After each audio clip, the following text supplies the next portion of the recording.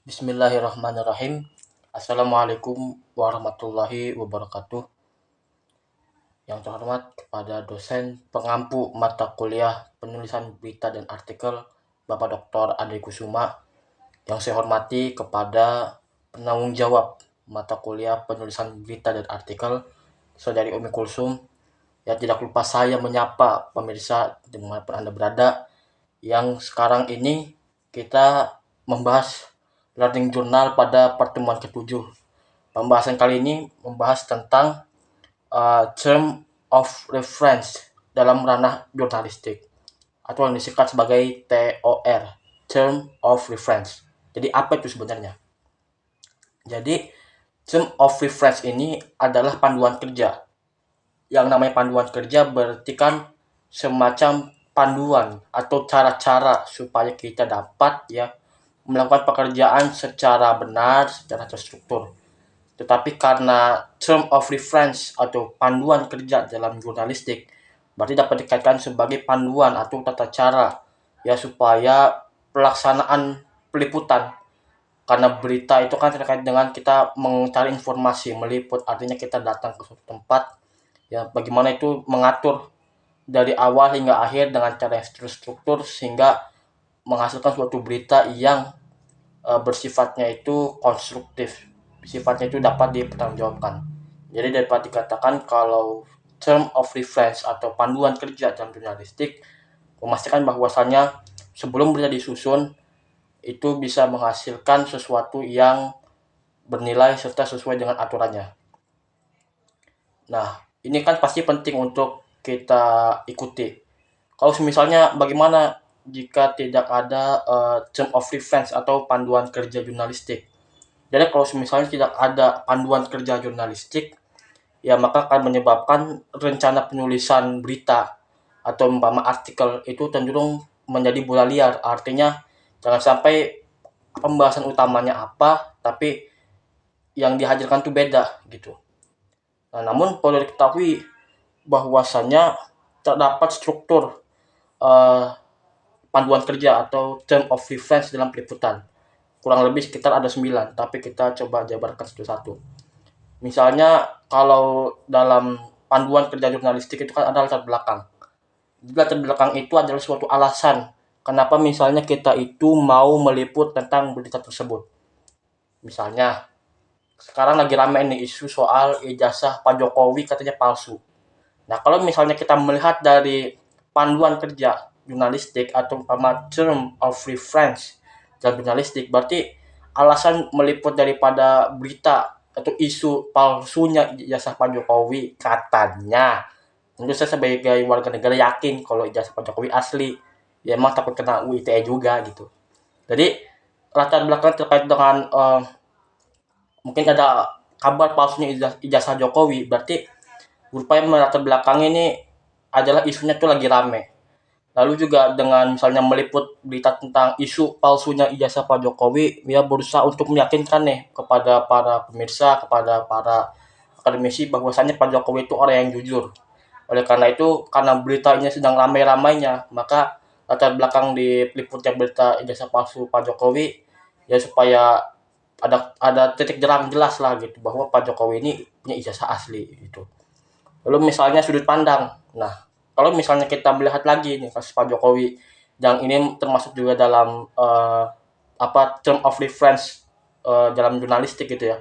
Anggaplah ini kan sebagai menekan struktur dan juga menyajikan contoh gitu. Kalau misalnya kita melihat sudut pandang, berarti kan dari kasus ini tentu akan menuai berbagai tanggapan misalnya. Ya, namanya juga disebut sebagai sudut pandang. Berarti cara-cara orang untuk memahami, memberi komentar terhadap kasus ini.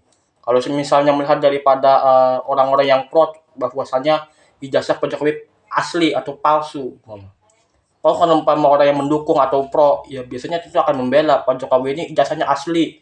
Ya buktinya dia berkas-berkasnya bisa menjadi, dengan berkas-berkas itu mengantarkan dia menjadi wali kota Solo atau jadi gubernur DKI misalnya. Kalau untuk yang pro, kalau mama kontra berarti mereka memberikan pandangan bahwasannya isu palsunya jasa Jokowi ini sebagai sarana-sarana untuk berbohong, karena kalau memang asli tunjukkan saja gitu, itu kan sudut pandang. Lalu misalnya narasumber, Nah, orang-orang yang diwawancara terkait dengan isu palsunya ijazah Jokowi misalnya, itu kan kita bisa bertanya atau jurnalis bisa bertanya kepada misalnya Pak Jokowi yang bersangkutan.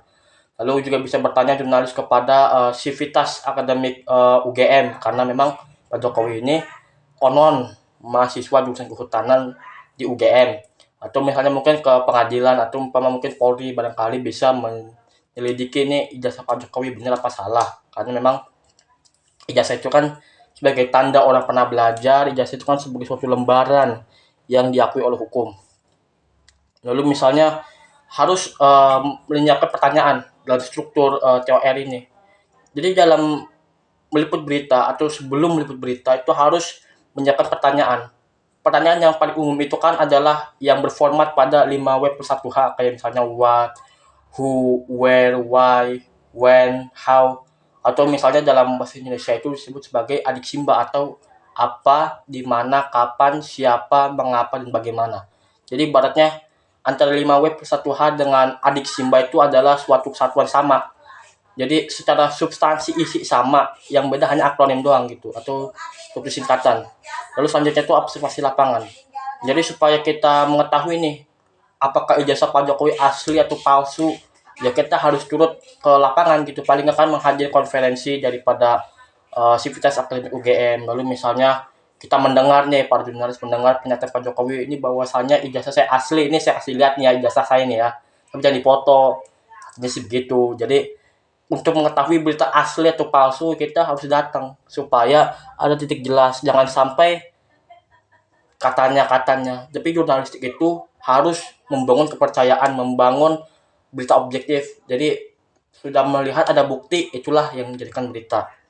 Lalu misalnya harus riset data. Kalau misalnya melihat daripada kasus palsunya ijazah Jokowi, berarti kan harus diriset dalam artian Pak Jokowi ini kuliahnya tahun berapa, lulusnya masuknya tahun berapa, lulusnya tahun berapa, terus apa mama yang menjadikan ijazah Pak Jokowi palsu atau asli bagaimana, apakah Pak Jokowi dapat ijazah tanpa nulis skripsi umpama, kan itu kan harus ada riset datanya gitu. Lalu misalnya uh, selanjutnya kita beralih kepada foto pendukung. Foto pendukung itu berarti kalau misalnya dalam struktur ya panduan peliputan, berarti kan dia sebagai dokumentasi gitu bahwasanya si jurnalis ini dari suatu media telah hadir juga dalam konferensi pers atau pernah bertemu dengan Pak Jokowi, itu harus difoto karena sebagai bukti gitu. Jadi apalah arti berita tanpa foto gitu. Jadi sesuatu berita dianggap menarik itu tidak hanya sekedar judul, tapi dengan adanya foto sebagai pelengkap dari berita itu menunjukkan bahwasannya nih berita ini sangat powerful, judul ini sangat keren sehingga mampu untuk dibaca oleh para pembaca hingga habis gitu. Harus misalnya ada deadline. Jadi dalam menulis berita itu pasti kan ada semacam deadline. Deadline ini memastikan kalau misalnya tulisan itu jangan sampai terlalu lama disusunnya. Karena memang kalau berita atau dalam menulis berita, apalagi sebagai panduan dalam menulis berita itu sangat-sangat cepat gitu. Jadi berita mudah datang, mudah pergi. Jadi selagi datang maka manfaatkanlah gitu. Jadi intinya adalah term of reference itu kan sangat penting untuk ya dipahami, untuk diketahui, bahkan harus dipraktekkan. Karena memang kan memastikan supaya berita itu tidak kehilangan arah. Tapi meski begitu, tetap ada suatu kekurangan yang menghampiri. Misalnya kayak dengan adanya term of reference atau panduan kerja jurnalistik itu membuat para jurnalis itu terbatas kreativitasnya. Lalu juga lagi-lagi para jurnalistik itu ketergantungan dengan panduannya. Sehingga memang kalau dalam jurnalistik itu tidak selalu melulu bergantung kepada pertanyaan 5W+1H, tapi perlu ada pengembangan pertanyaan. Jadi pengembangan pertanyaan itu tentu nantinya akan bisa menjawab segala sesuatu yang menjadi paradigma ini. Apakah misalnya ini benar apa enggak?